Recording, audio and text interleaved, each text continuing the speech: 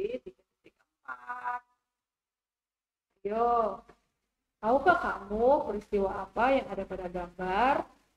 Ya, ini peristiwa Bapak Soekarno-Hatta dan didampingi oleh Muhammad Hatta sedang membacakan proklamasi kemerdekaan Indonesia. Bangsa Indonesia telah ratusan tahun berjuang untuk mendapatkan kebebasan dari penjajahan dan menjadi sebuah bangsa yang merdeka. Setelah perjuangan yang begitu lama, akhirnya bangsa Indonesia memproklamasikan kemerdekaannya. Sebelum kemerdekaan, ada beberapa peristiwa penting yang terjadi, salah satunya Rengas Dengklok. Ya, kita tahu ya bahwa bangsa Indonesia itu dijajah oleh bangsa Belanda itu 350 tahun, sedangkan dijajah oleh bangsa Jepang itu 3,5 tahun. Nah, di sini setelah perjuangan bangsa Indonesia yang begitu lama, akhirnya bangsa Indonesia memproklamasikan kemerdekaannya. Ya, ini ada kronologi peristiwa Rengas Dengklok. Yang pertama, pada tanggal 14 Agustus 1945, Sultan Syahrir atau Bapak Sultan Syahrir mendengar Jepang telah kalah. Lalu pada tanggal 15 Agustus 1945, golongan muda mendesak Bapak Soekarno untuk memerdekakan Indonesia. Ya, diingat ya tanggalnya ya. Jadi kita tahu bahwa Indonesia itu sendiri merdeka pada tanggal 17 Agustus 1945. Nah, sebelum kemerdekaan itu ada beberapa kronologi nih menuju proklamasi Indonesia ya. Yang pertama tanggal 14 Agustus Sultan Syahrir mendengar bahwa bangsa Jepang kalah. 15 Agustus golongan muda mendesak Soekarno untuk memerdekakan Indonesia.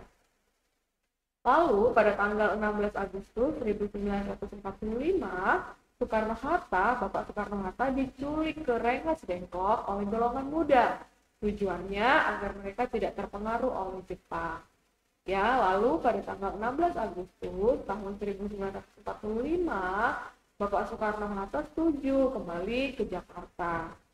Ya, lalu pada tanggal 16 Agustus tahun 1945 malam, Bapak Soekarno mengumpulkan anggota PPKI di rumah Laksamana Muda. Nah, di sini mereka akan membicarakan tentang proklamasi kemerdekaan Indonesia.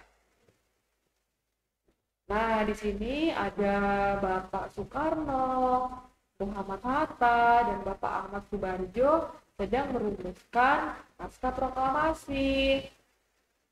Nah, di sini Bapak Soekarno menuliskan naskah dari proklamasi itu sendiri, sedangkan Bapak Muhammad Hatta dan Bapak Subarjo mereka menyumbangkan ide secara lisan. Lalu setelah naskah selesai dibuat, ya, setelah naskah proklamasi selesai dibuat, Bapak Sayuti Melik mengetik naskah proklamasi itu sendiri, ya. Lalu ingat ya, yang mengetik naskah proklamasi itu adalah Bapak Sayuti Melik, sedangkan Bapak Soekarno itu menulis naskah proklamasi, sedangkan Bapak Muhammad Hatta dan Ahmad Subarjo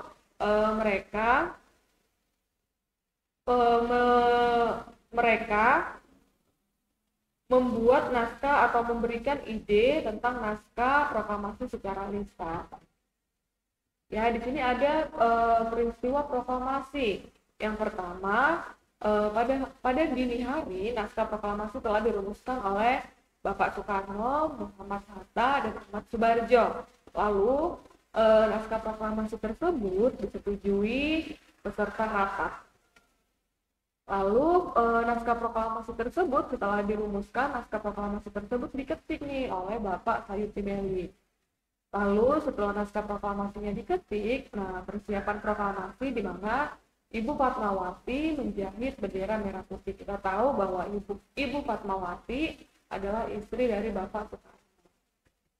Lalu setelah bendera merah putihnya dijahit, pembacaan proklamasi Indonesia itu pada tanggal 17 Agustus 1945 pukul 10 WIB di Jalan Pegangsaan Timur nomor 56 ya. Jadi ini adalah peristiwa proklamasi.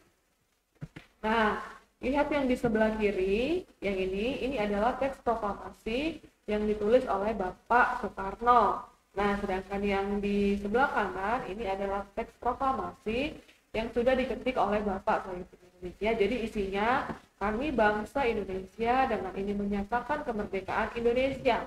Hal-hal yang mengenai pemindahan kekuasaan dan lain-lain diselenggarakan dengan cara seksama dan dalam tempo sesingkat-singkatnya. Jakarta, 17 Agustus 1945 atas nama bangsa Indonesia Soekarno-Hatta. Ya, jadi ini adalah isi dari teks proklamasi. Jadi kita tahu ya bagaimana perjuangan bangsa Indonesia, para penjajah kita dulu dalam memerdekakan Indonesia. Nah, di sini ada beberapa makna proklamasi sendiri bagi Indonesia. Yang pertama, proklamasi sebagai puncak perjuangan memperoleh kemerdekaan Indonesia. Lalu yang kedua, proklamasi itu sendiri sebagai awal terbentuknya negara Indonesia. Yang ketiga, proklamasi sebagai awal perubahan hukum kolonial menjadi hukum nasional. Sedangkan yang keempat, proklamasi menjadi pintu gerbang menuju masyarakat yang adil dan makmur. Nah, saat ini bangsa Indonesia telah merdeka. Waktunya kita sebagai generasi penerus untuk menjaga persatuan dan mengelola sumber daya alam dengan baik. Apabila masyarakat dapat bersatu dalam mengelola sumber daya alam mereka, kesejahteraan bersama dapat tercapai. Dengan menjaga, memelihara, dan memanfaatkan sumber daya yang ada, maka masyarakat adil dan makmur pasti tercapai. Ya, jadi perhatikan di sini ada salah satu pemupuk persatuan dan kesatuan bangsa adalah dengan mencintai dan melestarikan semua bentuk kebudayaan yang ada di Indonesia. Salah satu budaya bangsa kita adalah semangat bergotong royong dan saling membantu ya. Jadi bergotong royong ini adalah salah satu budaya bangsa Indonesia yang sudah ada atau yang diturunkan oleh nenek moyang kita. Ini adalah gambar warga yang memperingati Hari Kemerdekaan Indonesia.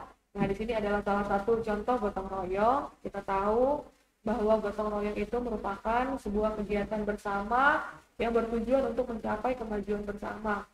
Gotong royong telah menjadi ciri khas bangsa dan budaya semenjak dahulu.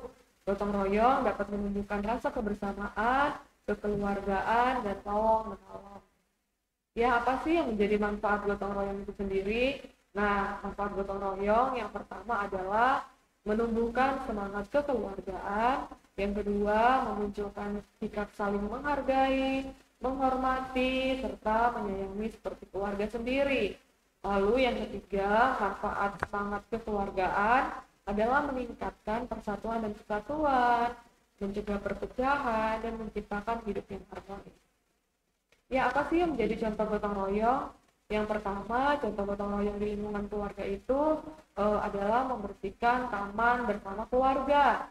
Terus membersihkan rumah bersama keluarga. Ya, kalau contoh gotong royong di lingkungan sekolah, contohnya melaksanakan piket kelas secara bersama-sama.